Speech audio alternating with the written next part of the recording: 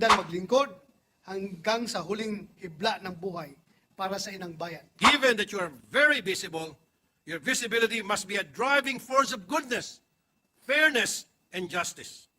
This is to express my support to the confirmation of the ad interim appointments of our men and women in uniform of the Armed Forces of the Philippines, led by Major General Yodovic Ginid, who dedicated 37 years in the service and is currently the Vice Commander of the Philippine Army. He was conferred with a Distinguished Service Star in 2022 for his significant contributions in special operations, which resulted in the successful arrest of a Saudi-based foreign terrorist and an ISIS East Asia facilitator. Number two, Major General Alan Hambala, with 36 years of military service and presently the Commander, 10th Infantry Division, Philippine Army, Camp General Manuel Yan Sr. in Davao de Oro. He received a Gold Cross Medal for gallantry in action as Chief of Staff of Joint Task Force Marawi. Number three, Major General Edmundo Peralta, who is with the AFP for 35 years and presently the Chief of the Intelligence Service. He is admired for being a dynamic and innovative leader and a battle-tested officer.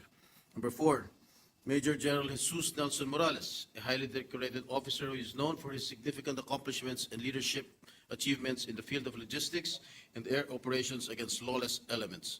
He is presently the commander of the Presidential Security Command in Malacanang. And last, Major General Ramon Sagala, a third-generation military officer in his family. He is the commander of the AFP Civil Relations Service and concurrently the senior military assistant to the President. He is the most familiar to many of us as he previously served as Chief of the Public Affairs Office and AFP spokesperson. And of course, he also served as the aide-de-camp of my father when he was still president. I would also like to congratulate our Army Colonel Roger Mercado, our dear colleague in Congress, former acting DPWH Secretary, 8-term representative and Governor of Southern Leyte for his promotion. Warmest congratulations to 19 officers who are being confirmed this afternoon to the rank of Brigadier General and Commodore, and 22 officers to the rank of Colonel and Captain. Thank you for your dedicated service to the country and the Filipino people. My snappy salute to all. Thank you, Mr. Chair. Thank you very much, Mr. Ushwani. Mr. Chair, may we now recognize Representative Lani Mercado Revilla. Our distinguished colleague, Congressman Lani Mercado Revilla, is recognized. Thank you very much, Mr. President. Mr. President, esteemed colleagues of this commission, this representation supports the motion affirming the ad interim promotions of 46 flag officers and senior officers of the Armed Forces of the Philippines. In this ever-evolving landscape of geopolitics, the role of our armed forces is crucial. Their expertise, strategic insight, and unwavering commitment to defending our nation's interests ensure our safety and security.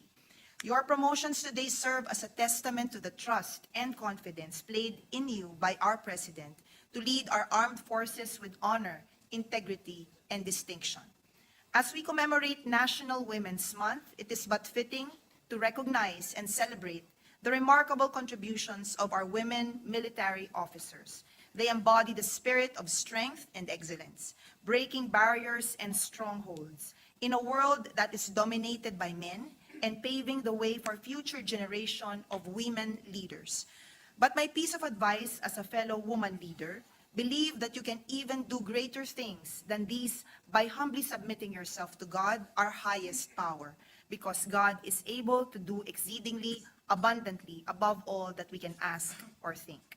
And to all our flag officers and leaders of the Armed Forces of the Philippines, I offer not only congratulations, but also another piece of advice.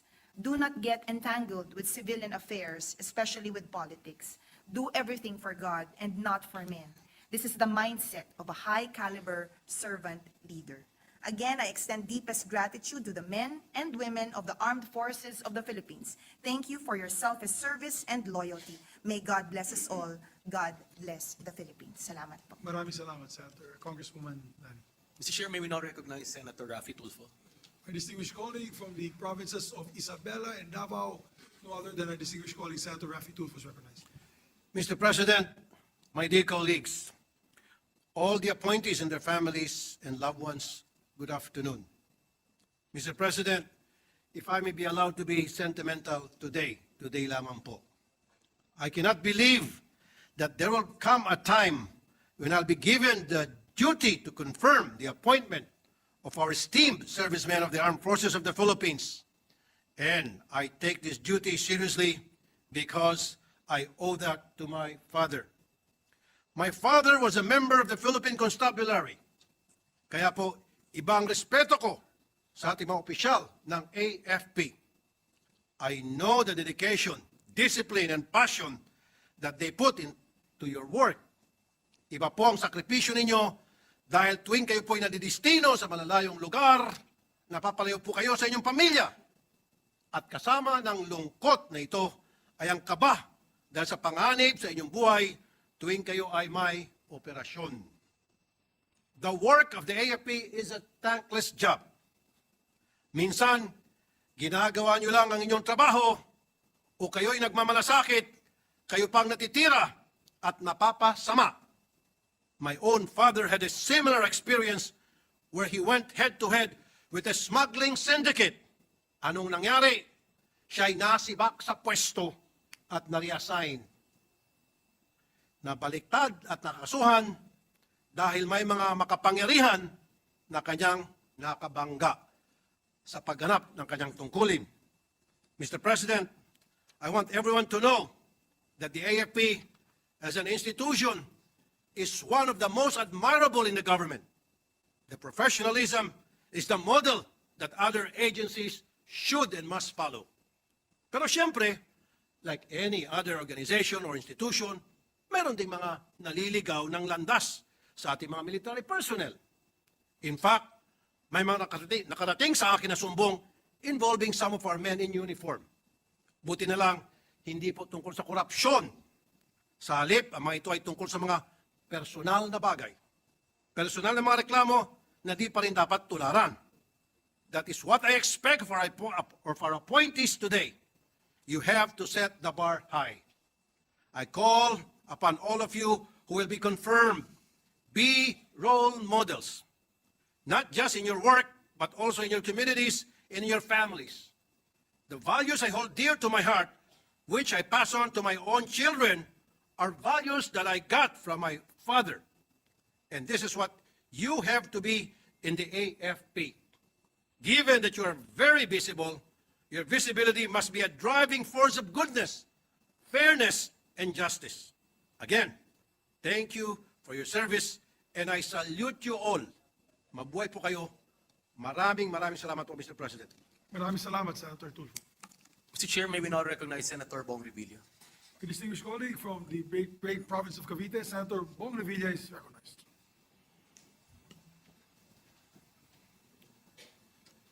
Mr. Chairman, before I proceed, amen. Good afternoon, colleagues in the Commission on Appointments and to our men and women in uniform. This is a milestone to our 46 generals, flag officers, and senior officers of the Armed Forces of the Philippines, whose ad interim appointments we are confirming today. Alam natin kung ano ang kisig, syaring giting at husay ng mga kasama nating opisyal ng ating hukbong sandatahan sa hapong ito. Mr. Chairman, while looking to the bona fides of our gallant officers, I cannot help but develop a greater sense of respect and admiration for their contributions to keeping our nation and our people secure and safe. Sa inyong mga nakamit sa dekada ninyong tapat na serbisyo sa ating bayan, nakaramdam po tayo ng paghanga at pagsaludo sa inyong mga kontribusyon sa ating lipunan. When people see men and women like you in your decorated uniforms, your heroism and bravery are often highlighted. The climb to get there sometimes gets eclipsed by the Everest of your success. Ngunit alam natin ang tindi ng apoy at bagang inyong pinagdaanan upang mapanday ang inyong kadakilaan at kabayanihan. Pawis at dugo ang inyong pinuhunan para makamit ang inyong kinatatayuan. Sinubok hindi lamang ang inyong pisikal na lakas, kung hindi maging ang tibay ng inyong loob at tatag ng inyong paninindigan. And through it all, you took to heart the motto of the Armed Forces of the Philippines, to protect the people and secure the state. Isinapuso at isinabuhay ninyo ang sinumpaang panata simula noong kayo ay mga bagito pa lamang na nangangarap abutin ng mga bituin, dangal at serbisyo at pagmamahal sa bayan. And today is a simple affirmation of all your passionate and hard work, selfless sacrifices, and unyielding loyalty. Ito ay sagisag ng pasasalamat ng bayang inyong walang pag-iimbot na pinaglingkuran. And so, as we laud all your contributions to our nation, we likewise manifest our support for the confirmation of the ad interim appointments of our 46 officers present. Hindi ko na po isa-isain pa ang mga magigiting at dakilang bayaning kaharap natin sa hapong ito. Sa kabila nito, inyo pong pagkatandaan na kinikilala namin ang papel na inyong ginagampanan upang mapanatili ang kapayapaan at kasarinlan sa ating bayan. Taas no po niyong namnamin ang aming mga papuri at pagpapahalaga sa inyong hindi matutumbasang ambag sa tinatamasa nating seguridad at kaayusan. We thank you for your service. Hindi man po namin araw-araw na nasasabi kung gaano kami nagpapasalamat sa inyo. Ngayon man lamang po ay maipahatid namin ng personal sa inyo ang aming taus-pusong pagsaludo sa walang pagod na pagganap sa napakahirap ninyong mga tungkulin. Maraming salamat po, naway higit pa kayong biyayaan ng tapang, giting at lakas upang patuloy kayong magsilbing ningas ng ating bayan. Maraming salamat, Mr. Chairman. Maraming salamat. Thank you, Mr. President, Majority Leader. Good afternoon, dear colleagues, the esteemed members of the Commission on Appointments. I stand before you today as I greet and warmly congratulate the distinguished men and women of the Armed Forces of the Philippines as they successfully pass the scrutiny of this august constitutional body. Serving one's country is the highest sacrifice any person could offer. No amount of prestige, power, and money could ever surpass the honor and blessing of offering one's life to our beloved motherland. Kanina, Mr. President, during our committee hearing sa Defense Committee, I asked all the nominees, sino sa inyo ang willing na magpakamatay in the defense of this country? Lahat po sila ay tumayo, wala pong naiwang nakaupo, kaya ako po'y sumasaludo sa kanilang pagmamahal sa bayan. At no doubt, I am supporting the confirmation of their ad interim appointments of all these nominees, Mr. President. The few good men and women, as they say, these are the chosen ones who, despite the challenges of military service, have given their lives at the front line of the daily battles in order to protect and defend our people from threats or actual danger that any community might encounter. Ginoong Pangulo, ang pagiging sundalo ay isa sa pinakamahalagang bahagi ng aking buhay. Pag-graduate ko po from the Philippine Military Academy, I was assigned with the kagaya ng dakilang ama ni Senator Tolpo at ng ating Sergeant at Arms ng Commission on Appointments, General Raduvan.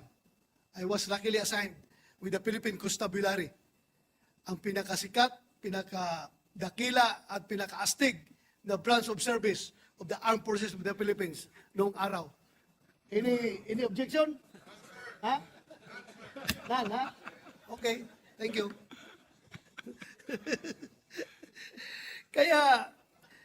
Kung kaya't batid ko ang hirap, sakripisyo at dangal na kinakaharap ng ating magigiting na membro ng hukbong sandatahan na narito sa ating sesyon ngayon. Handang maglingkod, hanggang sa huling hibla ng buhay para sa inang bayan. As we confirm their appointments today, I give them my triumphant salute and well wishes. Congratulations. Thank you, Mr. President.